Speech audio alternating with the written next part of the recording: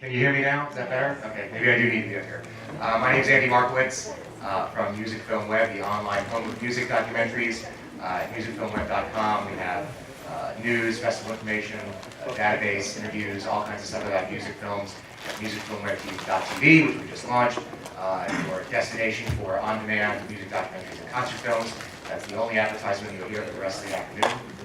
Because right now, this week, Sheffield is the home of music documentaries, and we're really thrilled to be involved in that and for them to make us a part of it. Especially for this film, someone who does what I do for a living, putting together the words Fela Kuti and Alex Gibney is fucking awesome. It's like hearing the words Rolling Stones and Martin Scorsese, but way better. So we're going to have Ricky Stein is here, the associate producer of the film and Fela's manager. Alex will be here a little later, but Ricky's going to say a few words for the film. I just need to do some housekeeping stuff real quick. One, please turn off your mobile phones if you have not done so already. Two, you would have been handed a little slip of white paper when you came in by the friendly staff. That is your audience award ballot. Please fill it out, so to speak, by ripping the appropriate word on the ballot and hand it back when you leave. Thank you to the staff, DocFest volunteers, production people, front of the house here at the showroom for the amazing job they do to make all of this run incredibly smoothly all week and make sure everybody's having a good time seeing their films. Thanks to the U.S. Embassy for the help they've given the festival in facilitating with American films and American filmmakers, getting that programming here and getting the people here to share with you. Please stay after the film because Ricky and Alex will be here for an extended Q&A. Lots to talk about in this, lots of questions I'm sure you'll have. But I'm going to hand it over to Ricky to tell you a little bit about it, and we'll talk to you afterwards.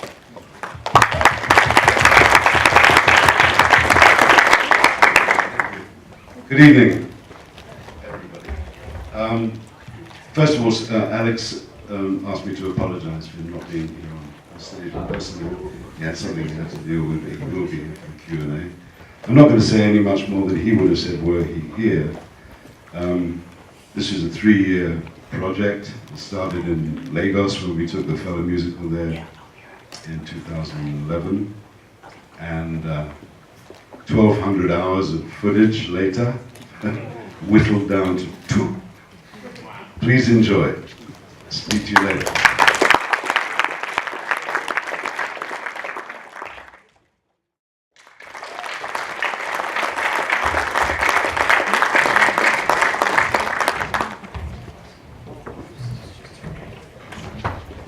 Congratulations to both of you, first of all, an amazing film. I want to start off by asking you else, and I need to have my notebook with me to do this.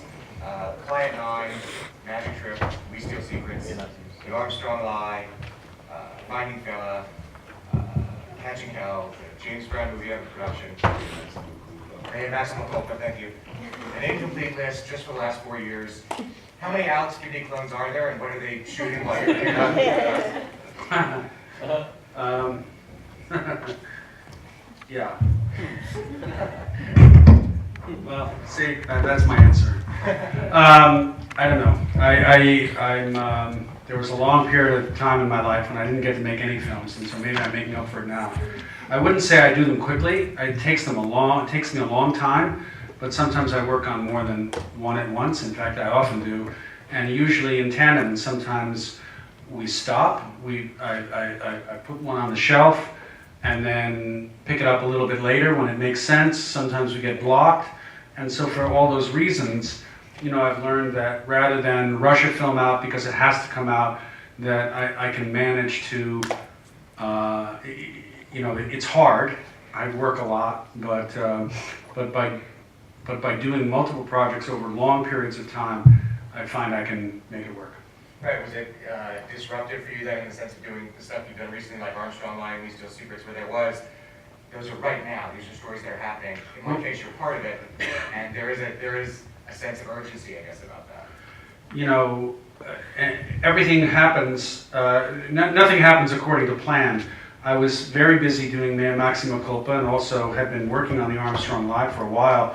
And then I got an opportunity to do the WikiLeaks film, and that was such an important moment. I just couldn't not do it. So I agreed to do it, and then just as I was thinking I was out of the woods in terms of my production schedule, suddenly Lance Armstrong went on Oprah, and everything changed, and we had to rush back in and make a completely new movie, and it had to be done quickly. So you know, these things all have a rhythm and a sense of time, and as a documentarian, sometimes you're at the mercy of events and you have to do your best to catch up to them, even as the best laid plans of a more thoughtful, rigorous process. Yeah, exactly. A question for both of you about how this project got started. Was the genesis of it in wanting to do a biographical film about Fela, or was it in the show? And how do those two things come together for both of you to talk about? I'll let Ricky speak for himself, but for me, it was the show, and I was approached by Steve Hendel, who is the executive producer of this film and also the executive producer of the show. And what was happening was that the Broadway production was going to Lagos, Nigeria for the first time. And I thought that's an interesting story, the idea of this Broadway production about an African man going back to Lagos to perform it there. So the idea was it would be a kind of cinema verite process piece. But I think along the way that Fela himself intervened and demanded, the real Fela demanded to be made part of the story. And over time, in the cutting room, as we would reference more bits and pieces of Fela's life, we began to find more archival footage that was just extraordinary, and ultimately decided to make the film. And very often this happens in the cutting room where things change rather radically. We decided to make the film about finding Fela, and in that way, using some of the footage of the making of the Broadway show, we found that their process was very similar to our process of discovering who this guy was. And if we could put those two narratives together, there might be something interesting about trying to uncover this character who is gone. He's no longer with us, but whose spirit seems to live on in some ineffable way. And so that was the process. I'll tell it slightly differently. From my perspective, you know, Fela was my friend. I loved him dearly, and I'm a self-appointed guardian in that respect of his legacy, which I wanted to assure was respected and disseminated. And the extraordinary guy, Stephen Hendel, who produced the Fela musical, put it on Broadway and spent a lot of money to do so. When it came time for us to take the show to Lagos, which is another mega operation, and he wanted to document that event, but for me, in my heart of hearts, you know, I wanted to tell Fela's story. So I'd say, yes, Steve, okay, good. Jack Gulick, the producer who brought the film crew to Lagos, I'd say, I found somebody for you to interview, Jack. And slowly, the thing kind of changed. It didn't take a lot of convincing Mr. Gibney that was the story to tell. In fact, when we first met, I asked him, what are you making then? He said, Finding Fela. I said, okay, thank goodness for it. So I can relax. And Mr. Gibney, I salute you. You mentioned this notion of guardianship, and obviously it's an important sort of frame in the film. You know, Bill T. Jones and his collaborators talk about the responsibility they feel doing this show as kind of introducing Fela to a lot of people we've known and being sort of stewards. And I wanted to ask you what your process was of dealing with that responsibility as an American and as a white American. And I'd like to get an answer from you and then get an answer from Ricky. Elaborate on what you just said about the process you may have gone through in coming to the conclusion that Alex was the right person to give the responsibility for that story. I mean, one of the reasons for going down the path of finding Fela was out of humility. I didn't pretend to be an expert in the subject. I certainly had listened to Fela Kuti's music before and was aware of it, was not that aware of his story. And I found myself immersing myself, as I often do, in subjects or people and places that I don't know that much about, feeling that somehow my learning process will be communicated to other people who don't know that much. And in a way, coming in fresh allows me a different kind of perspective, even though it demands of me a responsibility that I dig in deep. And so I dug in as deep as I could, and with the help of the indefatigable Lindy Jankura, who's the editor of the film, who trolled through 1,200 hours of footage, both here and now footage and archival footage, we took it to a place that we thought made sense. Well, for me, I asked Jack Gulick, the line producer of the film, to send me all of Alex Gibney's work. And this box arrived. Very large. The large box. And I sat down and watched all this stuff, man. This is before I'd met him. And I said, wow, this guy can tell some stories, man. He knows how to do. And I knew instinctively, not because he's famous and not because everybody says, wow, Alex Gibney, but because I could sense this quality, this way of perceiving what to tell, what to show, how to. He called me one day, he sent me an email one day, what music can we use for the funeral? And I said, oh, Bye Bye Blackbird. That fella liked to go to his cousin's yard every Friday night. She was a dentist, but she was also a jazz singer. And there'd be drums and bass amp and a bunch of equipment there, and anybody could come and play. And there'd be maybe 100 seats for people to come and watch. Nobody paid, it was just there, kind of a jam. And what would he like to play? Bye Bye Blackbird, Lullaby of Birdland, My Funny Valentine, those are the things. And Alex said, oh, yeah, there's a version with John Coltrane and Miles Davis. And that was the one that we used on the film.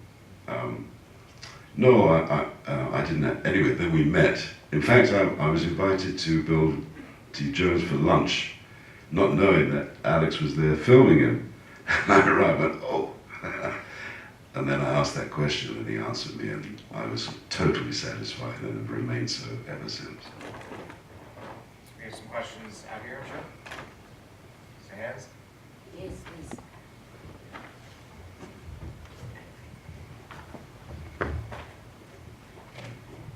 Hi there. You gotta talk about that really, really, really extraordinary and bizarre incident with Professor Hindu.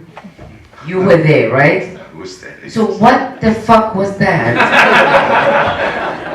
Listen, man, all I can tell you about Professor Hindu is he did some shit, man, I got no answer for at all. And that's only part of what I saw that guy do.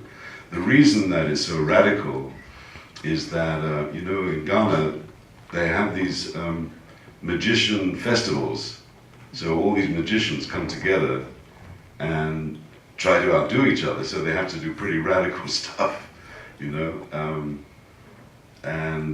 he was astounding. That guy was astounding. So do you mean you people let this guy in a hole somewhere, like thinking that we'll come back after 3 days and he'll be fine? Yes, that's what happened. You sick people.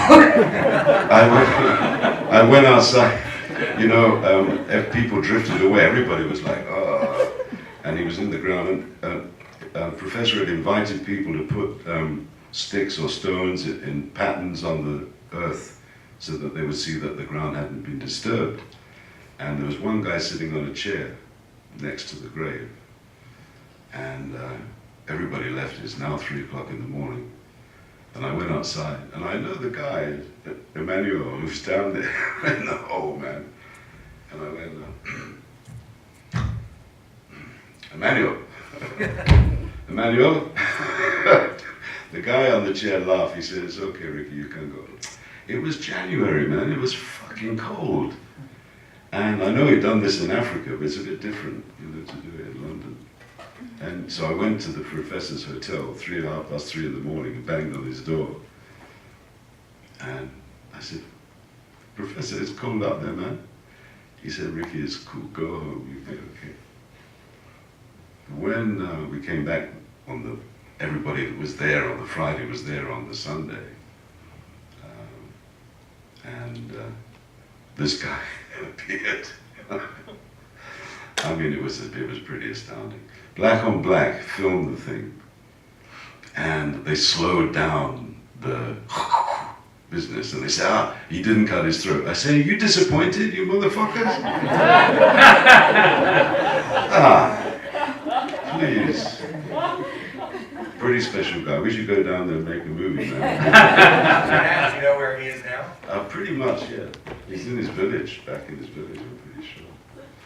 Yeah. Send in the clones. Anyone else? Just questions out here? Oh, right front.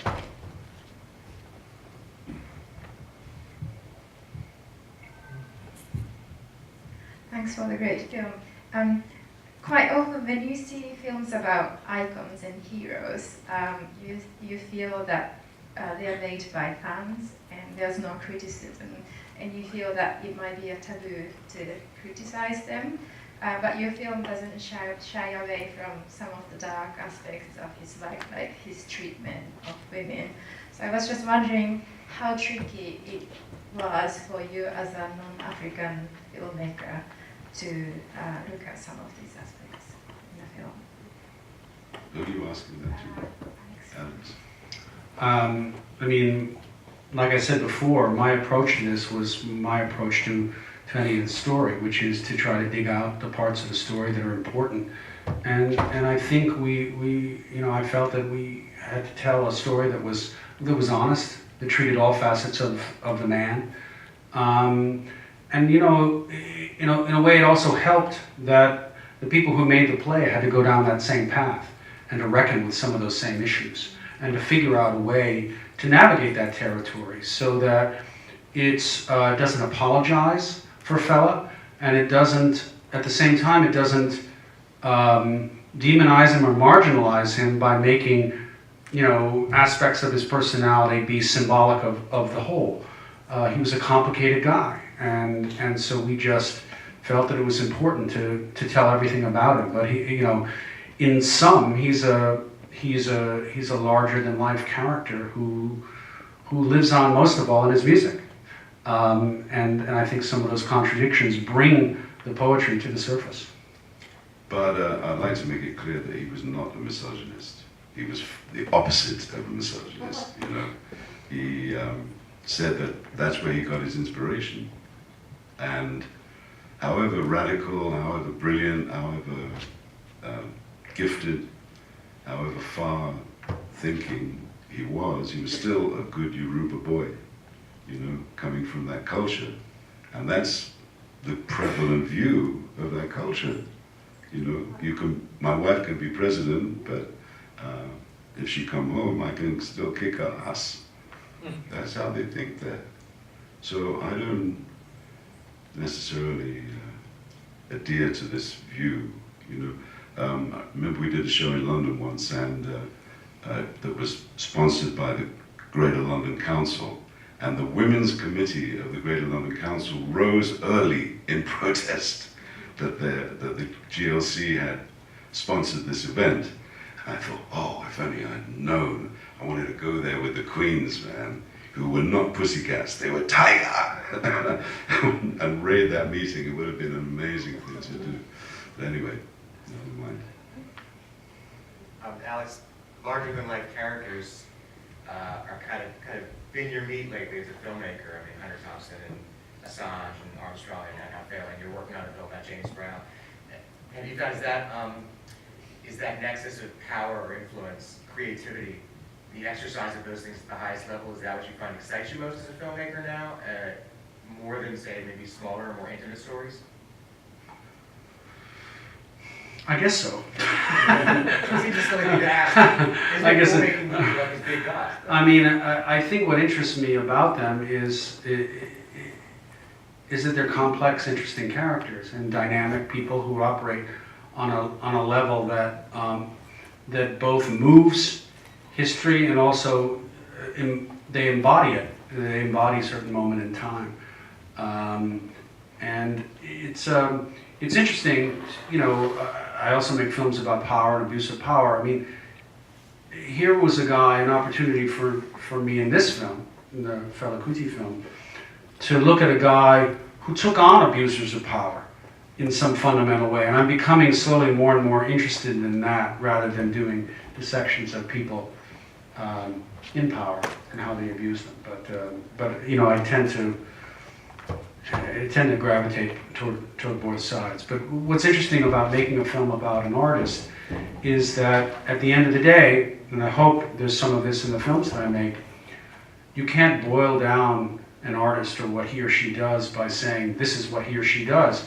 The art speaks for itself, and it speaks for itself in an ineffable way that has to be experienced, because you can't categorize it. If you could categorize it, what would be the point of making the art? And so that's what I found satisfying about this project in particular. How is Fela Kuti regarded in Nigeria today? Oh, they love him, man. They love him.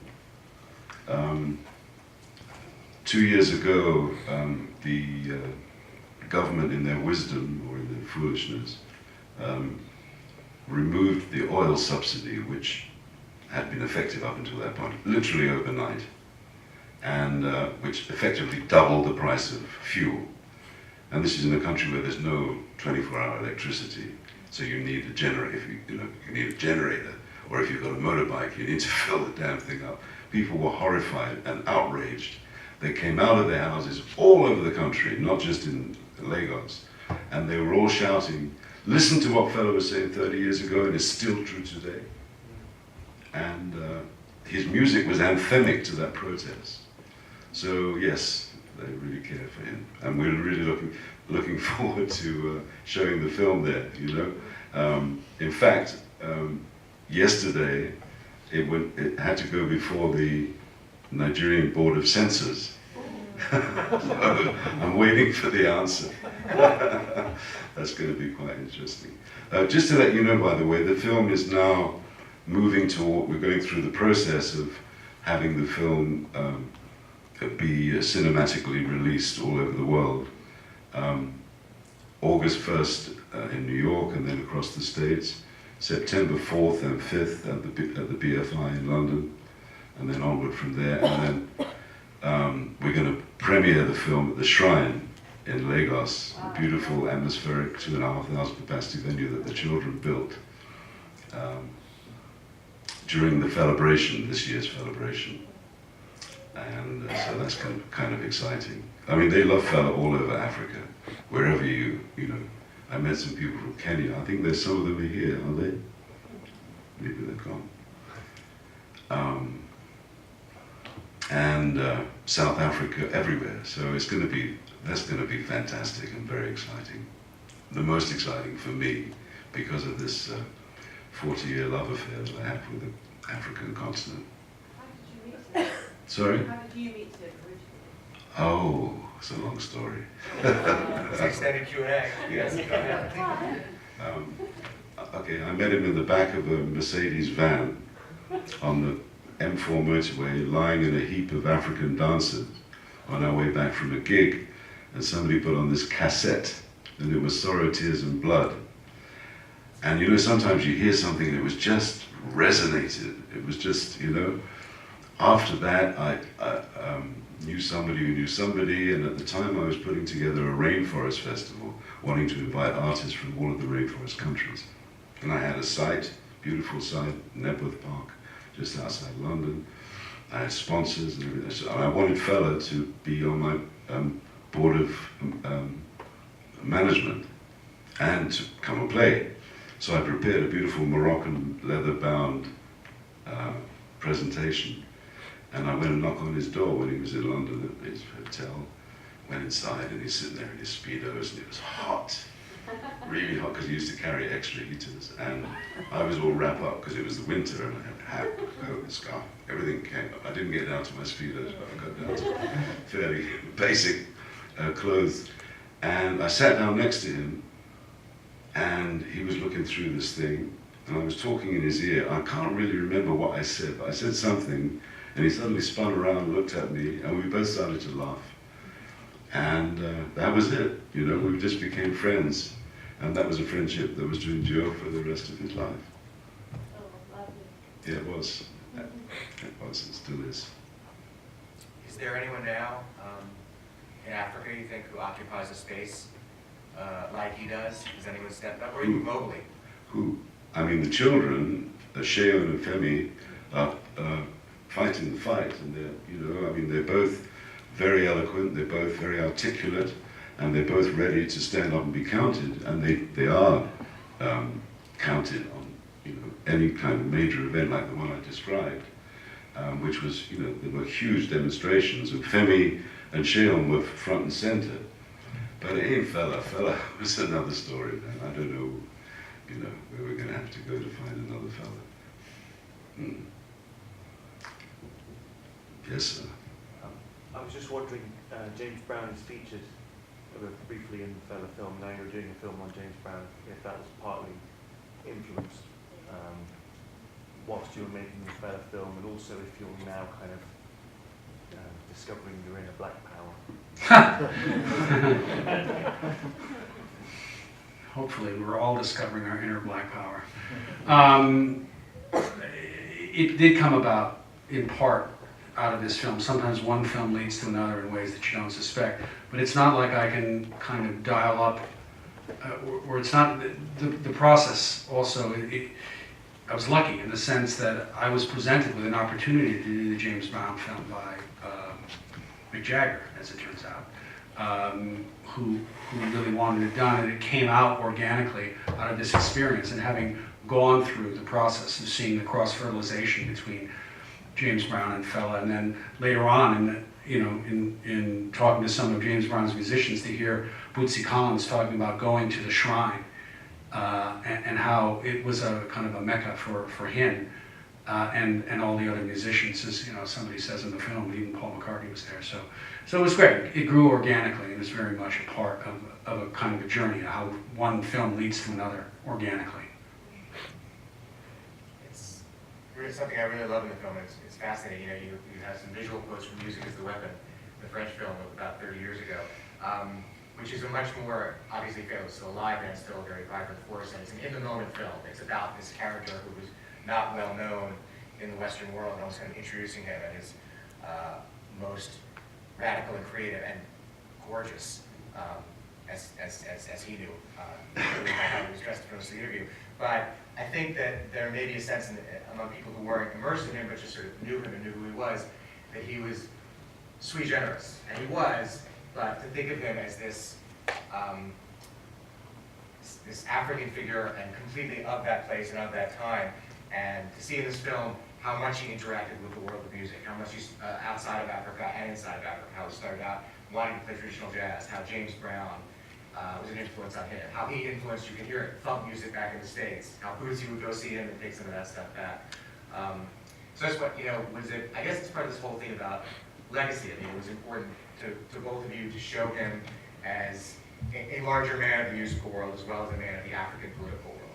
Well, I think you show it because it's there. I mean, I think most great artists are classic thieves or borrowers, to put a nicer term to it. I mean, you absorb all these different influences, and it's that cross current of influences that makes the art so great. And I'm always fascinated by that in terms of how people get to that place. You know, we're getting there now with the James Brown film, where you understand how funk was created. And it was very organic. It came from different places. You realize that you know, James Brown, you know, everybody remembers James Brown's scream. Well, part of the reason James Brown has that scream is because, you know, Little Richard and James Brown had the same booking agent, and Little Richard went off to LA and left a whole bunch of, you know, dates that had to be filled, and so James Brown had to be Little Richard. There was no TV back then, so he just imitated Little Richard and had to do the scream. Well, suddenly the James Brown scream is born, and you know, and Fela Kuti, who is listening to jazz, finding Tony Allen, who is a really unique jazz drummer who had been listening to Max Roach and others, and suddenly he goes to the States and is exposed in a big way to James Brown, and suddenly he brings that back, but it is transformed in a way very powerfully. So all of these great artists make the influences their own, and I find that's one of the things that's so exciting about music in particular, is all the cross currents. The best music to me is music that's mongrel music. It comes from all these different tributaries. And with Fela's music, I mean, as Michael Vale very eloquently explained, there's even some Christian stuff in there. There's certainly a whole bunch of traditional African music that's tangled up inside that thing. There's no question about it. By the way, a little a Michael Vale anecdote. Michael Vale, who was a professor of music at NYU, learned to play the saxophone so that he could go to Lagos and sit in with Fela. Yeah, and he did it. Yeah. And he later sat in on the Egypt 80 band when they would come to New York. The other influence, and sadly, you know, filmmakers had their way. Every film would be 10 hours long.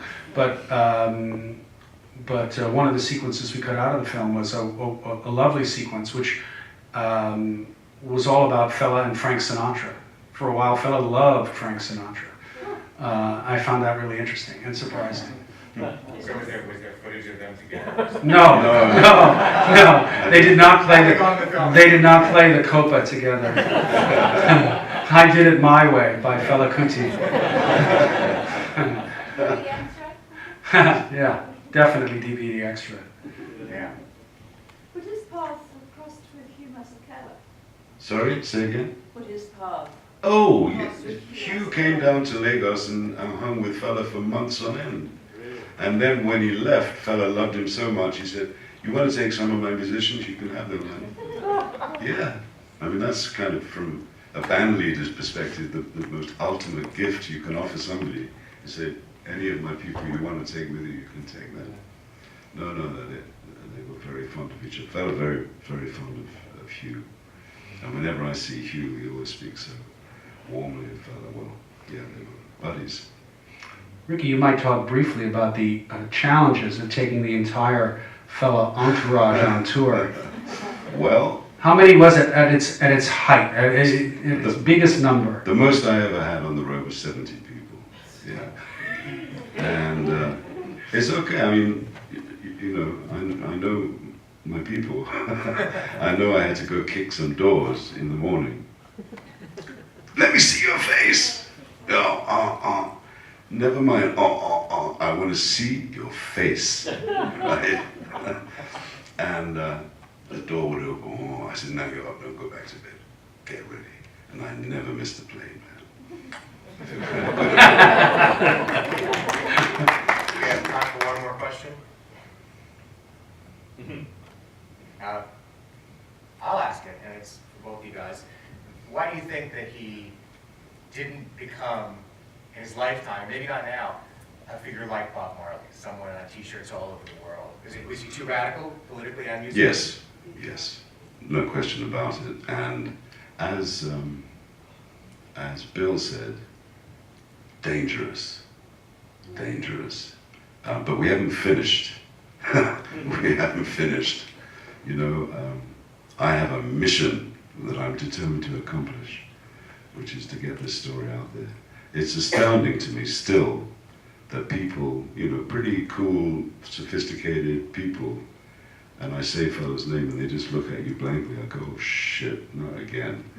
And, you know, I feel a bit like an evangelist, which is, you know, not really something I'm very comfortable being, but at the same time, it's such a wonderful story and I'm so happy to tell it, to turn people onto him. And then when you do turn somebody onto him, they say, hey, thank you, man, thank you. Or all the people that have been bumping into me on the street here in Sheffield.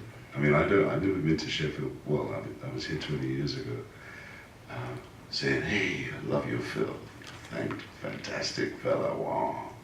That's all wonderful. But there's still a whole sea of people out there, you know, who don't know who the fuck he is, which is kind of a shame. But we are working on it. One quick thing I know, I'm going over very quickly, Alex. What's the status of the James Brown film and how long are we going to be foreseeing that? We showed a work in progress at the Tribeca Film Festival, and we should lock picture Friday. I live here. I'm still going to be here this week. You want to do another private work in progress screening? I would love that. Thank you so much, Alex Gibney, Ricky Stone.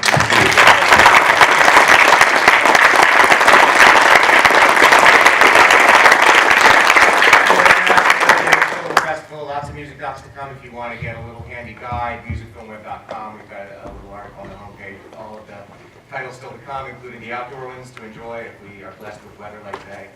For the rest of the festival, you know. Again, thanks guys, thank you all for coming, and have a great rest of your festival.